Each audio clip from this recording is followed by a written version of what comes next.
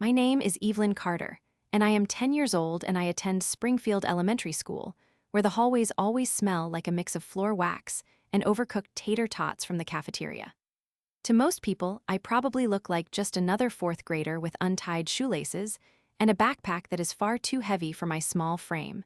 But inside my head, there is a whole world of logic and patterns, because I absolutely love mathematics and solving puzzles. I have always been the kind of girl who prefers a quiet corner and a good book over the chaos of the playground, and I think that is why I notice things that other kids usually miss.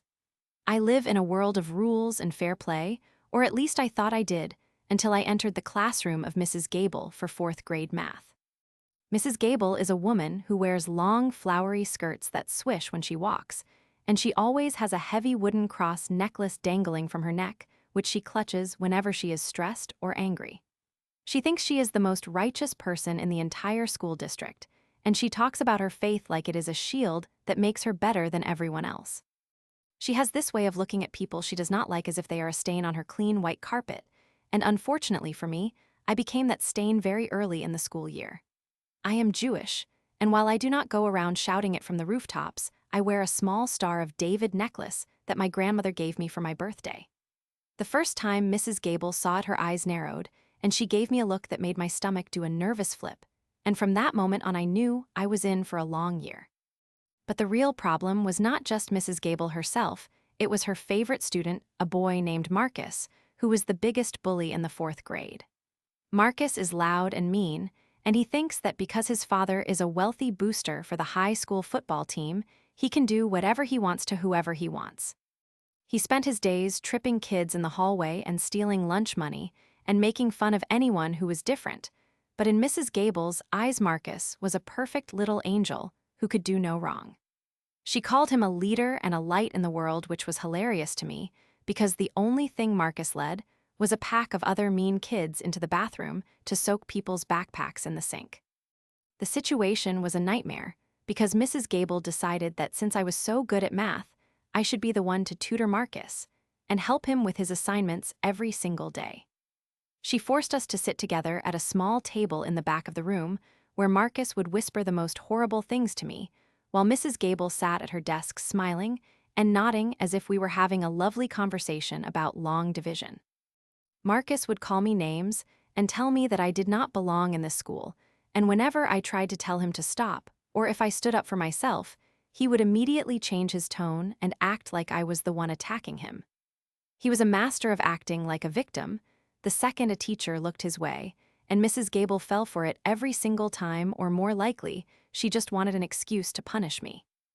Whenever we got into an argument, which happened daily, because I refused to let him talk down to me, Mrs. Gable would stand over our table and point her finger at me with a look of pure disgust on her face.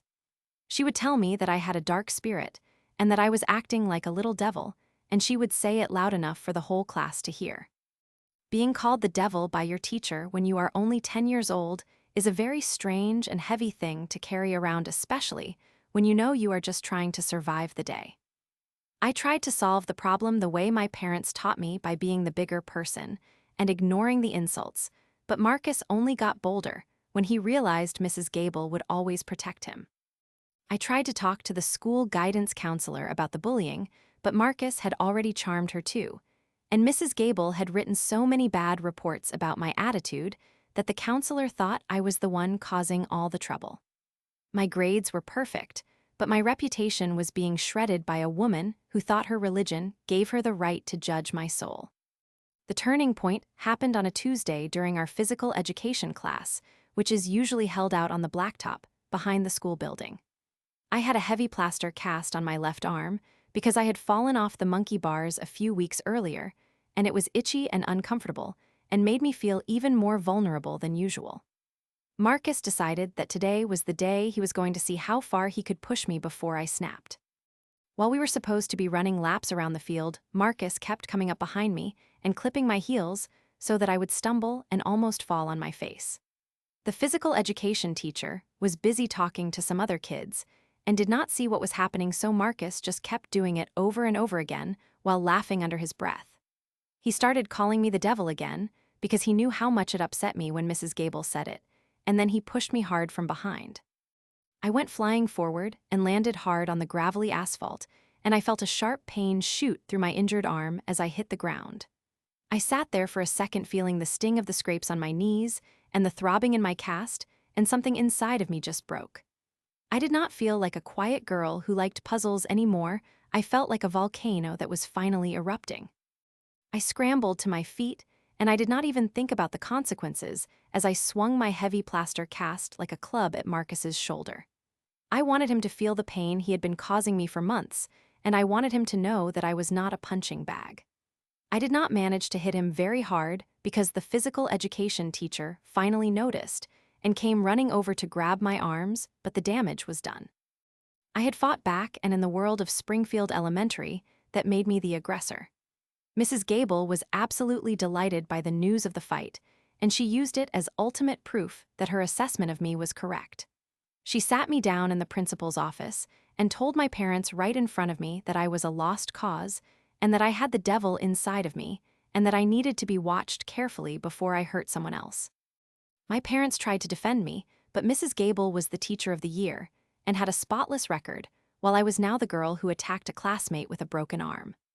I was suspended for 3 days, and Marcus got off with a warning because he told everyone he was just trying to help me run faster, and that I had attacked him for no reason at all. During those 3 days at home, I sat in my room and stared at the ceiling, and I realized that being the good girl had gotten me nowhere.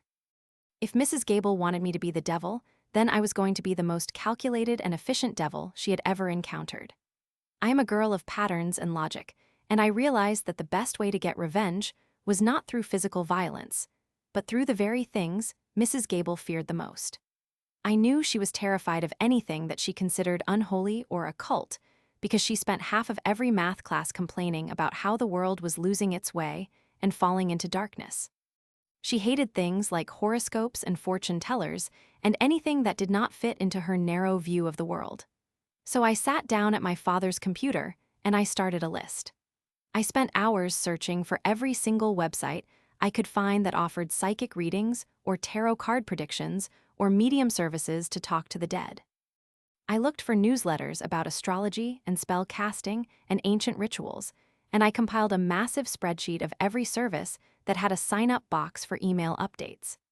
I knew Mrs. Gable's school-issued email address because she had it written on the chalkboard every single day for us to use for our homework submissions. It was a simple address, just her first initial, and her last name followed by the school district domain name.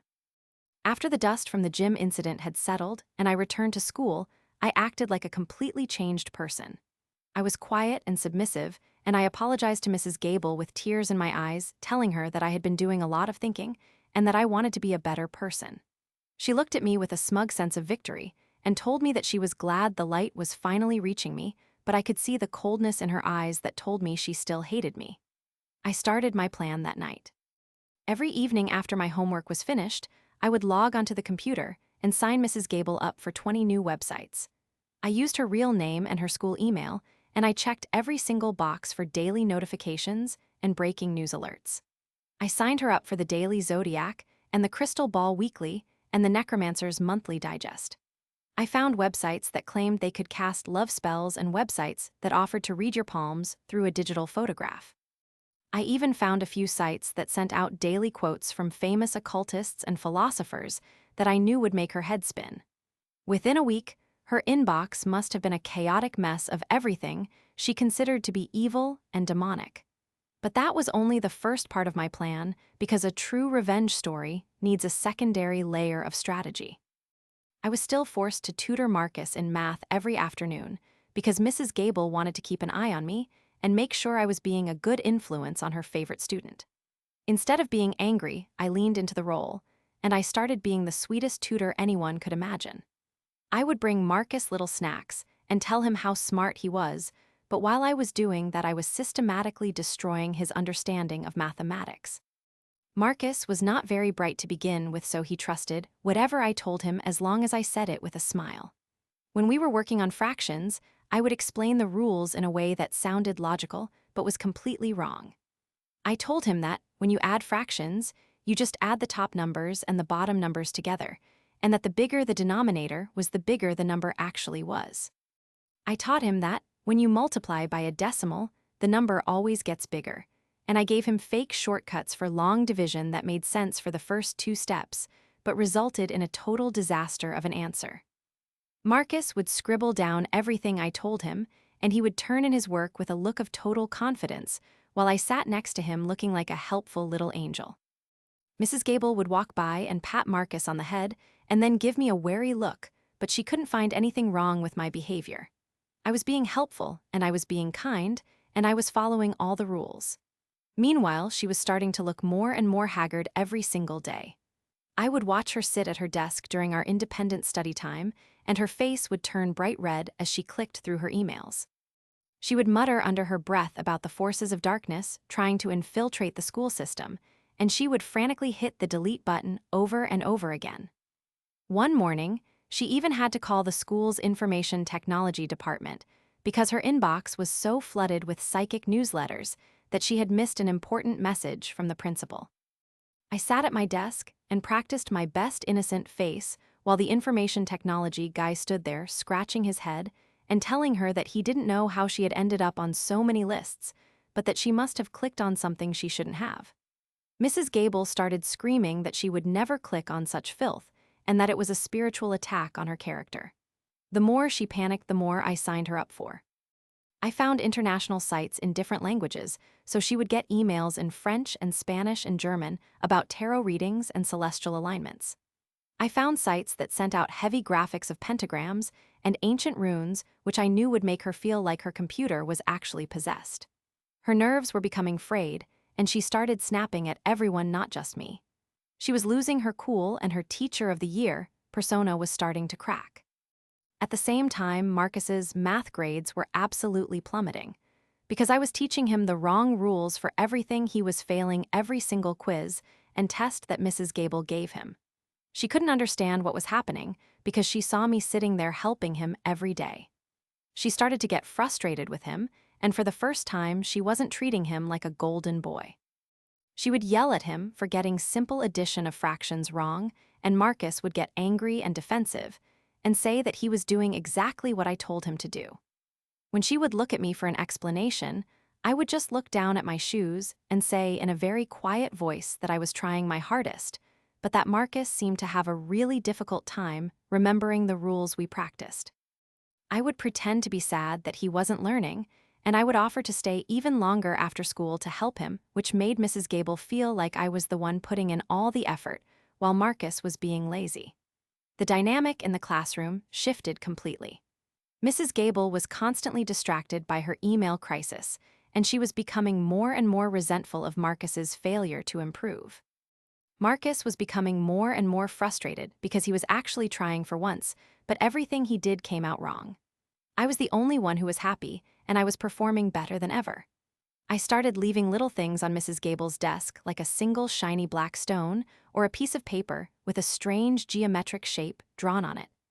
I knew these things were harmless, but to a woman who was convinced she was under a demonic spell, they were terrifying. She would find a black rock on her desk, and her hand would shake as she swept it into the trash, can with a ruler as if she were afraid to touch it. I never let her see me do it, and I never said a word about it, but I watched her closely, and I saw the fear in her eyes. The climax of my revenge came during the parent-teacher conferences at the end of the semester. Mrs. Gable had to sit down with Marcus's parents and explain why their brilliant son was failing math after being at the top of the class the year before. I happened to be in the hallway helping the librarian shelve some books, so I had a front row seat to the drama. Marcus's father was not a patient man, and he was shouting about how he paid a lot of taxes for this school, and he expected results. Mrs. Gable was trying to explain that she didn't know what was wrong, and she started crying and talking about the spiritual warfare she was experiencing in her office and how the computers were being manipulated by dark forces. Marcus's parents looked at her like she was absolutely insane. They didn't want to hear about demons or psychics, they wanted to know why their son didn't know how to do basic fractions.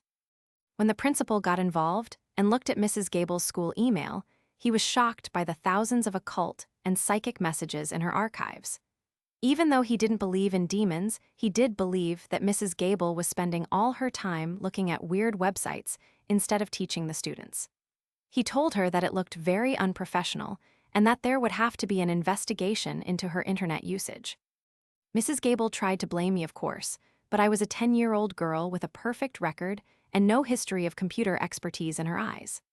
I just stood there when they asked me about it and said that I didn't even know what a psychic was and that I spent all my time studying my math book. Because I had been so sweet and helpful for the last 2 months, the principal told Mrs. Gable that she was being paranoid and that she needed to take some time off to deal with her stress. Marcus was moved to a different math group with a different teacher who realized very quickly that he had been taught everything backward. But by then it was too late for him to catch up for the semester, and he had to attend summer school.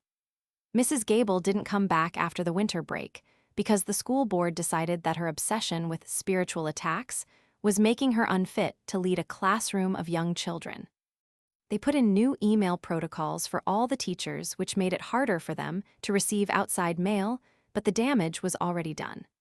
On the last day before Mrs. Gable left, she saw me in the hallway as she was packing her things into her car.